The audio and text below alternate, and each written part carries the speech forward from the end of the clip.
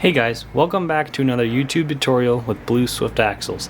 In today's video, we're going to be discussing the best practices for how to install a spring bolt. Now, these 9/16 spring bolts take a 30 to 60 foot-pound torque spec rating, and they come with a locking nut that is ovaled out on one side and round on the other, so it only threads on one way. Now, the best practices to installing these bolts is to take the bolt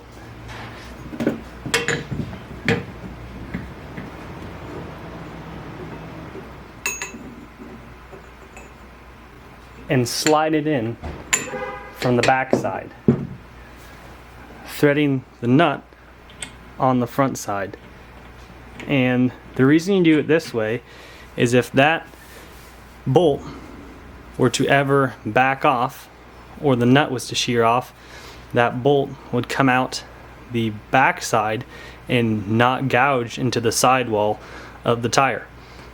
And once you get that hand threaded on, you will then tighten it down with an impact gun, and you'll want to snug it all the way up so that the hanger is pushed up against the spring.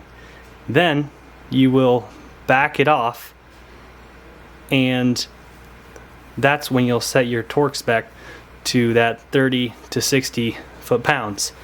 Then the last thing you'll want to do is keep that nut from coming off. Now, it is a locking nut, so that helps, but you can also take further measures to keep it from coming off.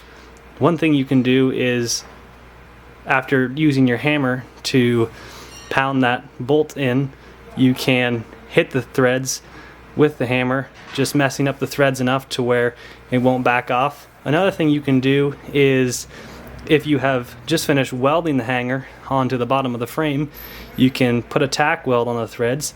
That'll keep it from backing off. And lastly, another thing that people do is Loctite.